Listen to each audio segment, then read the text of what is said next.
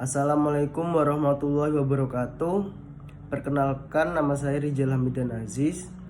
Di sini saya selaku moderator dari kelompok 10. Di sini kelompok 10 akan menerangkan materi tentang Muhammadiyah dan pemberdayaan perempuan. Nah, sebelumnya izinkan saya untuk memperkenalkan anggota kelompok terlebih dahulu. Yang pertama dari saya sendiri, Rijal Hamidan Aziz, NIM 211 04112001. Kemudian ada Dinda Mei Vitasari, NIM 211041123. Kemudian ada Nur Aziza, NIM 21104112334. Untuk materi yang pertama akan dibawakan teman saya, yaitu Adinda Mei Vitasari. Baik, saya akan menjelaskan materi pertama, yaitu cara Kiai Haji Ahmad Dahlan memberdayakan perempuan. Muhammadiyah adalah organisasi Islam yang cukup mapan menempatkan perempuan setara dengan laki-laki. Kiai Haji Ahmad Dahlan dibantu Nyai Walidah menggerakkan perempuan untuk memperoleh ilmu, melakukan aksi sosial di luar rumah yang bisa disebut radikal dan revolusioner saat itu. Kaum perempuan didorong meningkatkan kecerdasan melalui pendidikan informal dan non-formal seperti pengajian dan kursus-kursus, serta didirikannya organisasi Asyiyah.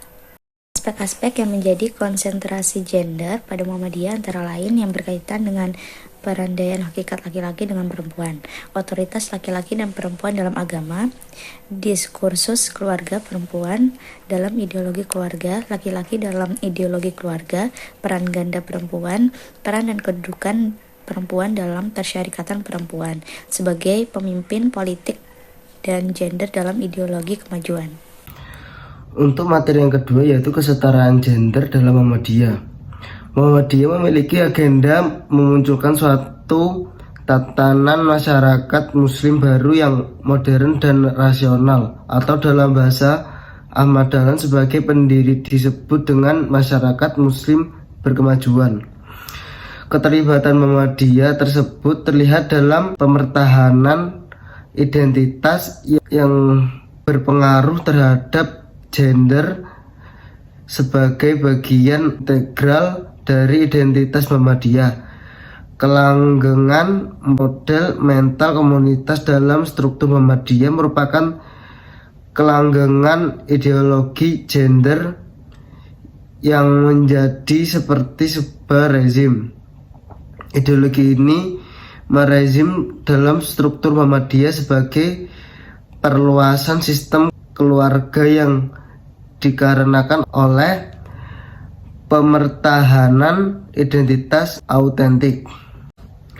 Adapun aspek-aspek yang menjadi konsentrasi gender pada Muhammadiyah antara lain yang berkaitan dengan perandaian hakikat laki-laki dengan perempuan, otoritas laki-laki dan perempuan dalam agama, diskursus keluarga, perempuan dalam ideologi keluarga, laki-laki dalam ideologi keluarga, peran ganda perempuan, peran dan kedudukan perempuan dalam persyarikatan perempuan sebagai pemimpin politik, dan gender dalam ideologi berkemajuan. Hal-hal tersebutlah yang menjadi titik konsentrasi realitas gender dalam perspektif Muhammadiyah sebagai organisasi massa keislaman.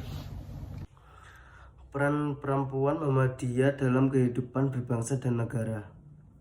Asia dalam perannya untuk memberdayakan perempuan dan masyarakat dalam bidang pendidikan, kesehatan, dan ekonomi. Dalam bidang pendidikan, Asia mendirikan PAUD atau kelompok bermain dan taman kanak-kanak. Dalam bidang kesehatan, Asia mendirikan RSKIA atau Rumah Sakit Khusus Ibu dan Anak. Dalam bidang ekonomi, Aisyah membuat suatu program home industry dan lain-lain. Peran Aisyatul Aisyah adalah membekali para remaja putrid pengetahuan dan keterampilan dengan tugas dan peran atau fungsi sederhana ini.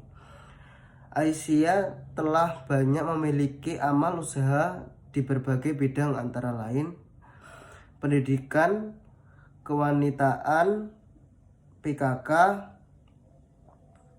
kesehatan, dan organisasi wanita, Muhammadiyah berpandangan bahwa perempuan dalam berkiprah dalam kehidupan bangsa dan negara merupakan salah satu perwujudan dari misi dan fungsi melaksanakan dakwah amar ma'ruf nahi mungkar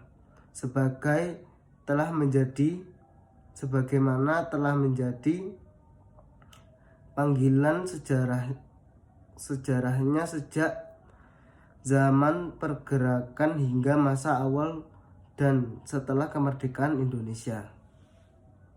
Selanjutnya di materi keempat yaitu hikmah dari Muhammadiyah dalam pemberdayaan perempuan. Nah, yang pertama yaitu menaikkan hakikat perempuan.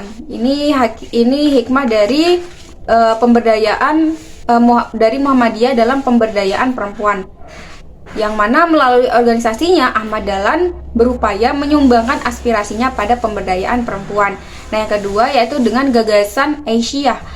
Nah, ini merupakan organisasi. Jadi gagasan pendirian Aisyah itu bukan untuk membedakan kedudukan laki-laki dan perempuan. Ahmad Dahlan sadar adanya Aisyah karena dakwah persyarikatan butuh kepanjangan tangan terkait respon terhadap isu-isu atau masalah daripada perempuan. Kemudian yang ketiga yaitu meningkatkan kualitas pendidikan. Jadi dengan menggunakan berbagai macam usaha serta berkolaborasi dengan banyak pihak. Seperti meningkatkan kualitas pendidikan dan perlindungan jaminan kesehatan reproduksi perempuan. Mungkin itu saja presentasi dari kelompok kami. Apabila ada salah kata, kami kelompok 10 memohon maaf untuk sebesar-besarnya. Unzur makola, walatan zurman kola. Lihatlah apa yang sedang dibicarakan, jangan melihat siapa yang lagi berbicara. Cukup sekian. Assalamualaikum warahmatullahi wabarakatuh.